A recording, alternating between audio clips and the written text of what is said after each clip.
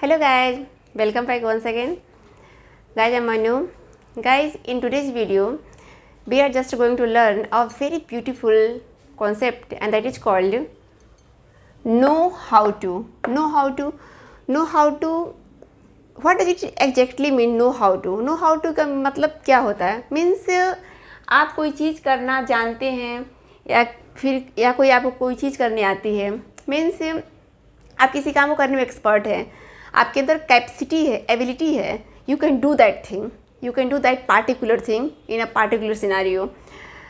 इस गाइस हम जनरली हिंदी में बोलते हैं कि मुझे इंग्लिश बोलने आती है, मुझे कार चलानी आती है, मुझे स्कूटी चलानी आती है, मुझे खाना बनाने आता है. तो इस तरह के सेंटेंस हम हिंदी में बोलते हैं. तो how to speak in English, all this kind of sentences.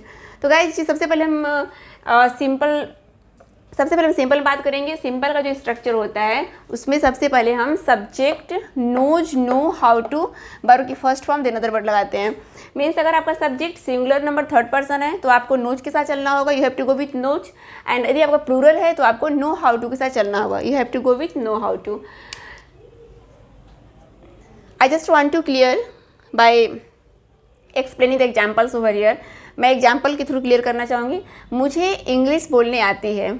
मैंने कहा मुझे इंग्लिश बोलने आती है.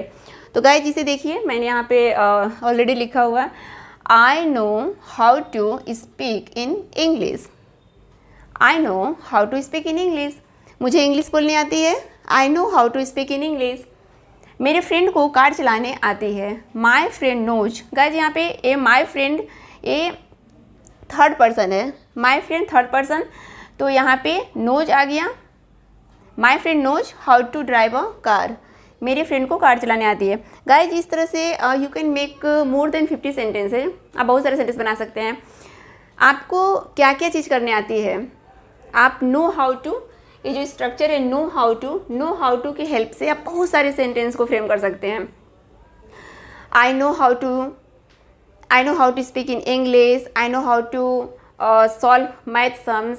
I know how to read aloud poems. I know how to explain poetry stanzas. I know how to explain prose explanation. I know how to talk in polite manner. I know how to help people. I know how to make idea. So guys, there are so many things you can frame your sentences with the help of know how to. And I think this concept know how to is very useful for you in order to speak English fluently, because guys I have observed these things. And one thing I would like to tell you that guys, if you speak your sentences on the basis of concept, your sentence is spoken by you, definitely you know what, very precise and very cleared, because nobody will deny, everybody will accept that this concept know how to concept is very beautiful and very amazing. And I have experienced this thing. Guys, if I talk about me, when I didn't know about this concept, I used to speak like, I began to think what to speak. मुझे scooty चलाने आती है. How to speak in मुझे scooty चलाने आती है. But guys, when I came to know about this structure, this concept, I randomly speak like, I know how to ride a scooty. And guys, if you speak your sentence with extra, your mind works. यदि आप extra के साथ बोलने की कोशिश करते हैं तो आपके माइंड बहुत ज़्यादा वर्क करेगा. क्योंकि आप कोई भी सेंटेंस फ्रेम कीजिए, if you speak one sentence and you try to speak one sentence and try to speak more than one sentence. आप एक सेंटेंस बोलिए और एक सेंटेंस और उसमें ऐड कीजिए, तो you will feel changes in your self. आपको अपने अंदर परिवर्तन महसूस होगा. एंड गाइज ये तो मैंने आपको एक्सप्लेन किया ये सिंपल स्ट्रक्चर. और अगर हम निगेटिव बात करते हैं, if it comes to negative, यदि निगेटिव की बात करते हैं तो I don't know how to एक फिक्स्ड फ्रेज है. I don't know how to. Guys मैं आपको क्लियर कर देना चाहूँगी कि I don't know how to यहाँ पे क्यों यूज किया था. Because this concept know how to concept is considered a part of present indefinite, a family of present indefinite. That's why you have to go with do not and does not. Guys, literally I'm telling you, there are more than 20 concepts in present and definite, and once you get to know about all those concepts, definitely you will feel very, you know what, relaxed in terms of speaking English language. Really, I'm telling you, because those concepts work a lot.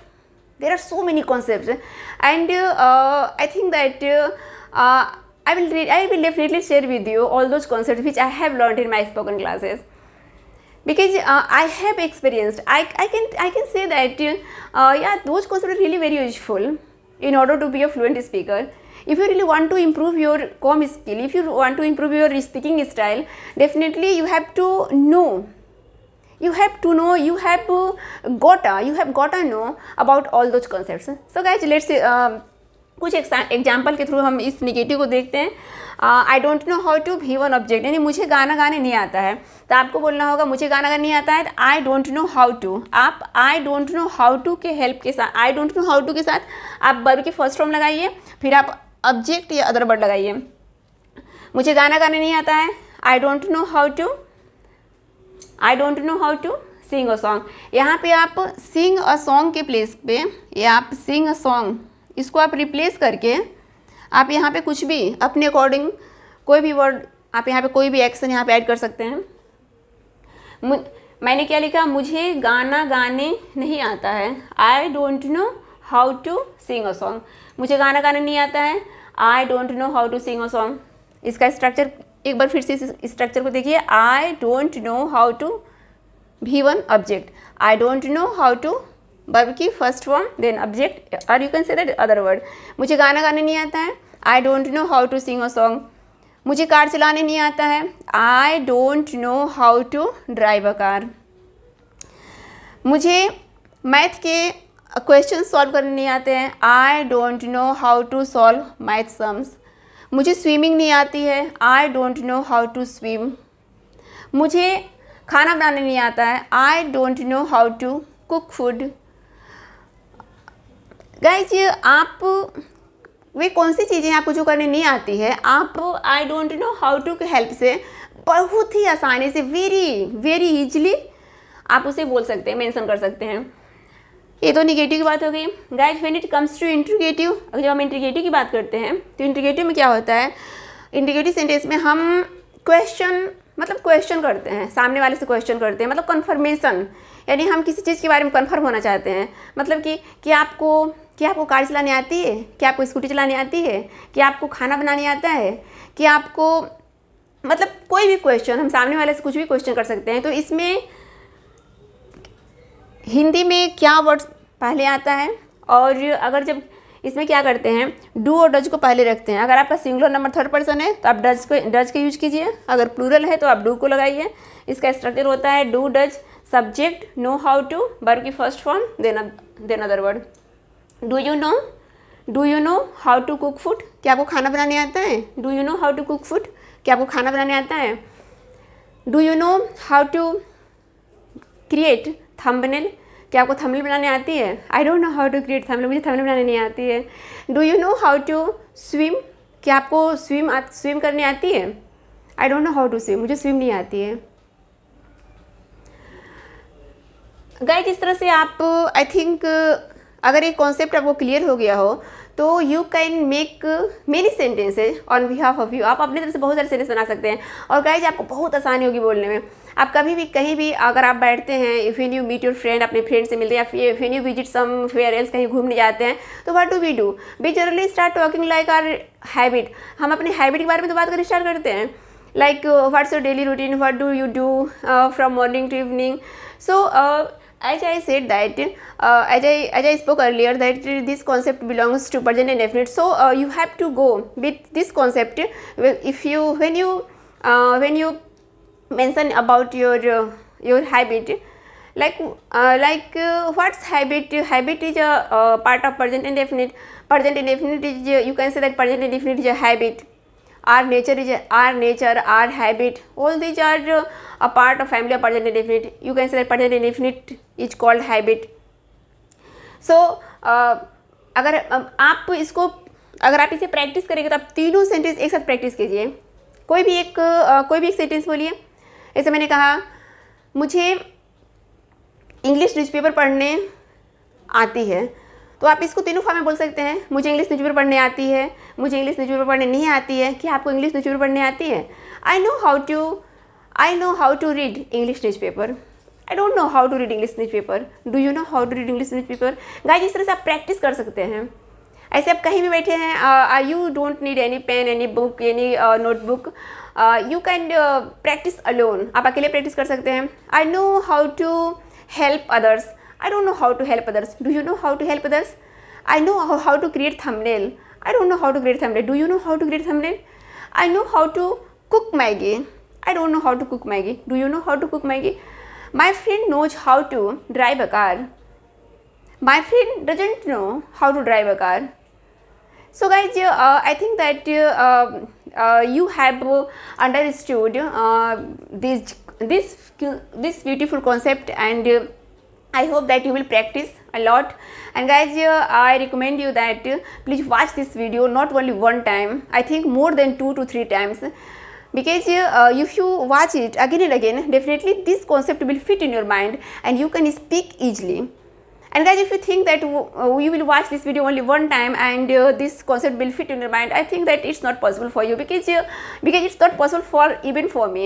I often forget, so I have to practice a lot. You know what, guys? I've practiced regularly. I think in present definitely more than 20 concepts, and per day I practice all of those, and I speak more sentences on the basis of those concepts, and I feel very relaxed. So guys, thanks for watching this video, and please keep practicing. आप practice करते रहिए and keep learning, सीखते रहिए। और आपको ये video अगर अच्छा लगे तो प्लीज़ इस वीडियो को आप बहुत लोगों के साथ शेयर कीजिए, ताकि my mission is to spread education across the country. मेरा जो मिशन है, मतलब being a homemaker, I think that what's the use of this knowledge which I have? So I just want to spread the education across the country. I just want to help the people. Who think that they are unable to speak, they can't speak, they are not capable of speaking. I just want to remove these things from their mind, that no, if you are desirous, if you are ambitious, you can speak, because God help those who help themselves, and where there is will, there is a way. If you are determined to learn anything, definitely you can. So guys, share this video to many, and like this video. Bye bye.